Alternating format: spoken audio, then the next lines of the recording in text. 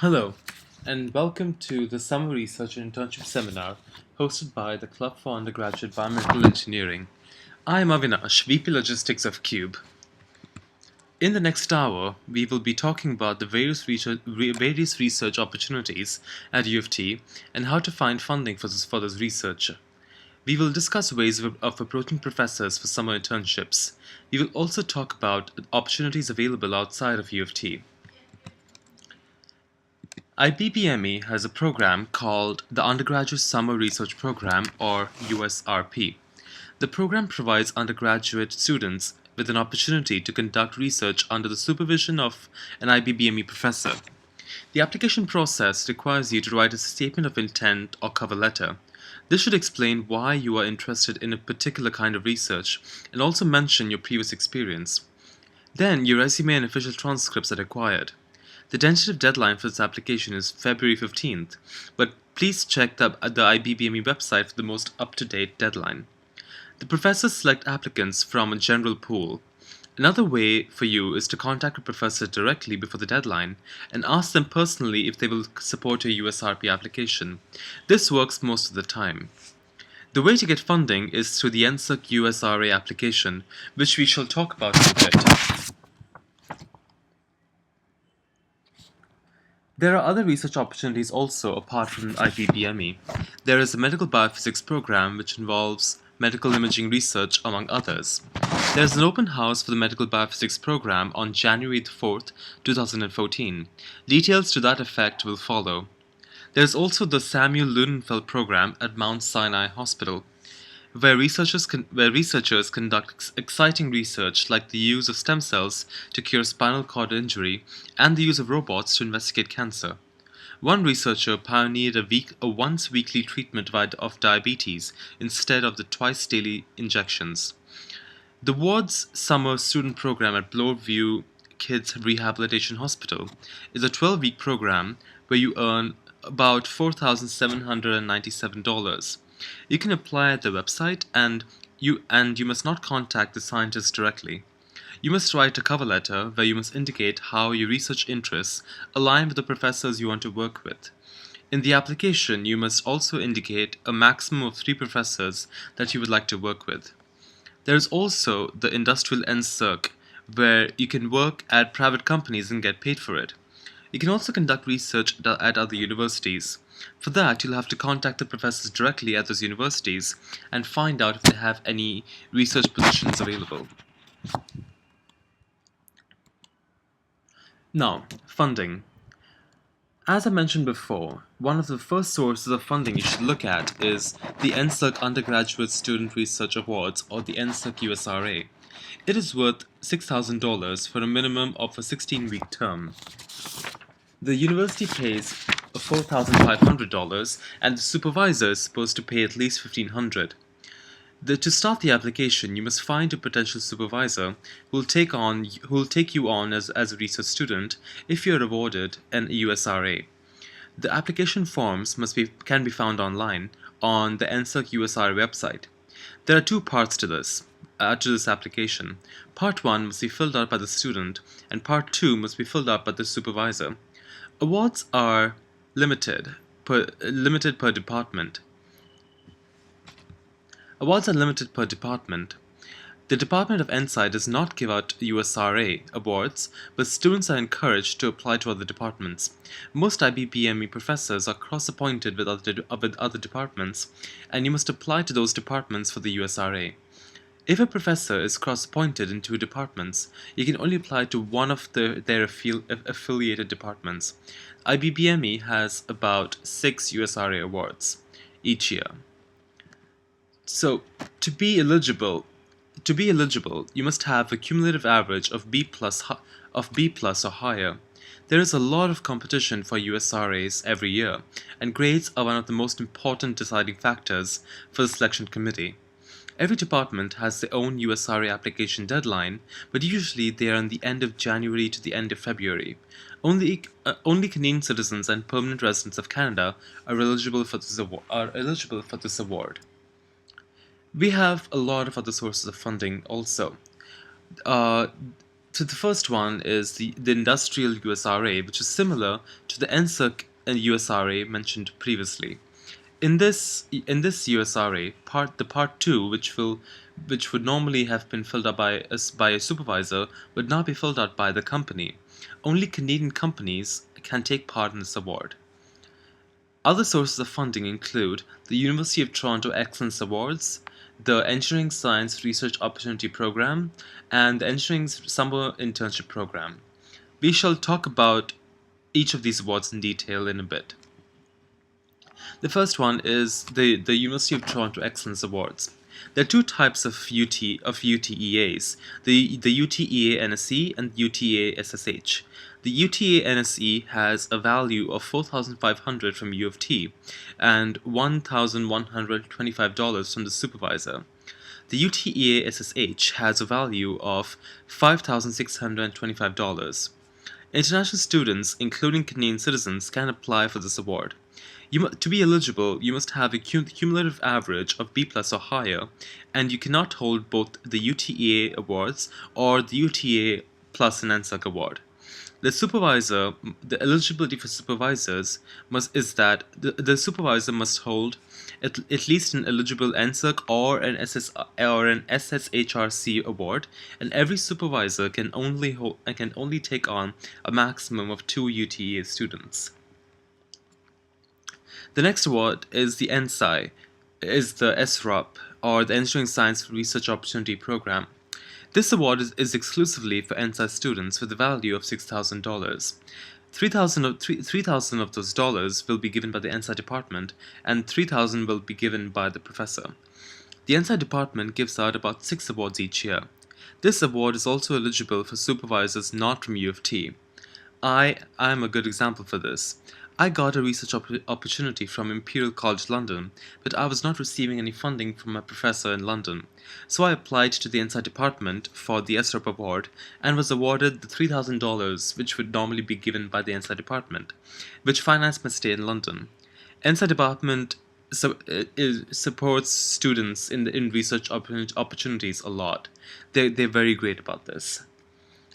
The next source of funding is the Engineering Summer Internship Program. This is a paid 4-month internship open to second and third year students. There is a $100 registration fee and a $250 fee upon getting a job through this program. This gives valuable PY experience and can also give you an idea if you like industry or not. There are 2 rounds of applications, one in September and one in January. By the time you are watching this recording, the September one must have already passed, and so there is still one in January. The minimum eligibility is a 2.0 CGPA, and international students can apply for this too. To get the internship, the international students will need a SIN number and an off-campus work permit to undertake the internship. If all else fails, don't despair. Supervisors will also take on research students on a volunteering basis. You will not get paid for this, but you will get valuable experience, which you can put in your resume and which will open future doors for you. You can also look at internship opportunities in industry. Now, let's talk about some tips on approaching professors. First, you should look up the professor and do your homework. Look at the research interests that you find interesting on the websites and come up with intelligent questions. In the very first email that you send to the professor that you are interested in, there are a few key points. Tell them about yourself, like which year, what program. Then tell them what aspects of their research you especially like, and talk a little about your previous experiences. Finally, suggest a meeting with them to talk about their research. Do not come on too strong. If you're really interested in their research, let that shine in the email.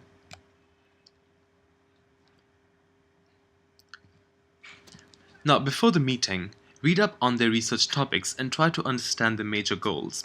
Try to come up with questions relating to their research. Try to narrow down to a specific research topic that interests you. Always take your CV and unofficial transcript with you just in case they ask for them. Make sure to tell them that you're applying for funding. Um, Make sure to tell them that you're applying for funding, uh, and ask them if they can support your funding application. If you don't think that you can receive a USRA, be prepared to apply for other sources of funding mentioned earlier, and also suggest a volunteering option. Professors look for a genuine interest in the research area, so show some enthusiasm.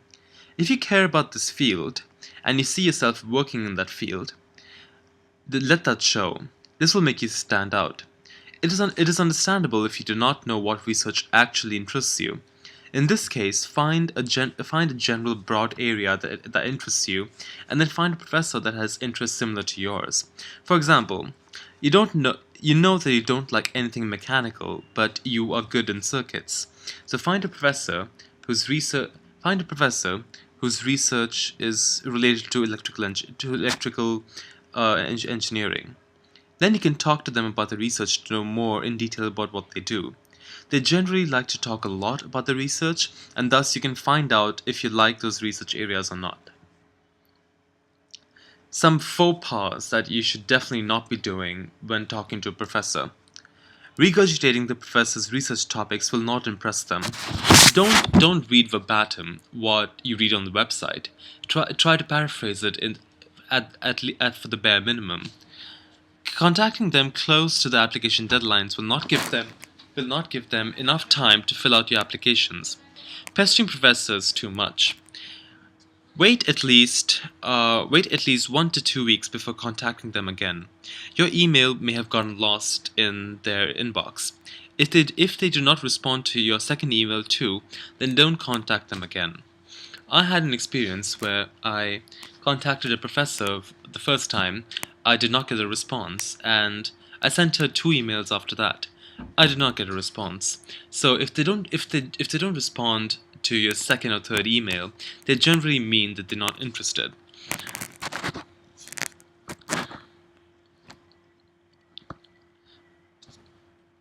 Applying outside of U of T. There are many reasons for not working at U of T for summer internships, like better pay. You might also prefer working in industry rather than academia, and you might also not want to stay in university where you've stayed for the past 8 months. So, tips and advice for applying to industry. You must start early. Check careers.utoronto.ca for summer job postings in the GTA. You must prepare your resume and cover letter for applying to industry. Your resume and cover letter must reflect your previous skills, experiences, and awards. In your cover letter, you must also write some reasons why you want to work in that specific company. If you do not have much experience, you can write a skills-based resume. You can write a skills-based resume. Thus,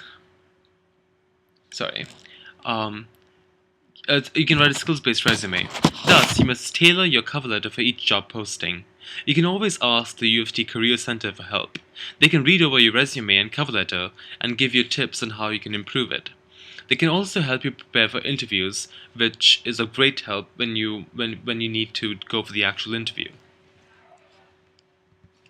Let's say you want to go overseas to Europe and Asia for research. The best place to look for this is the CIE website.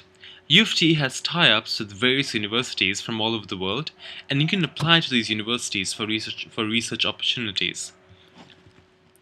The requirements are a minimum CGPA of 2.25 or higher, and you must have completed at least 2 years of school by the summer.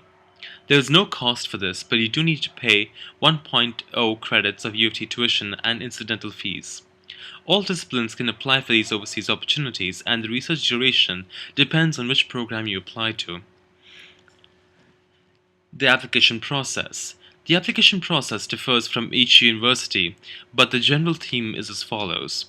You need to provide a ranked list of faculty members or list of research areas you are interested in. Then you need to submit your resume and a research proposal, which is similar to a statement of interest. You also need at least 2 reference letters. Academic sources are highly preferred. You need to then submit the CIE on the online application, which you can find on the website. The deadline for this is the 17th of January for most foreign universities. You can also apply for various scholarships to fund this overseas research opportunity. Canadian citizens and permanent residents can apply for the CIE International Program Bursary. There's also the Scotiabank Scholarship for International Students, which is only for international students. It has a value of $2,500, and applicants must submit a 1 to 2 page essay. For a full list of scholarships, please visit the website shown in this slide. I obtained. I'll talk a bit about my own summer research experience. I obtained a summer research internship at Imperial College London and got funding from the NSI department. My research was in the field of biomechanics, and I researched the effect of stretch on endothelial cells. The best part of the trip was the places I got to visit, like Bath, Oxford, and Southampton and Lake District, on the weekends. Traveling to new places and meeting new people was the best part of this research.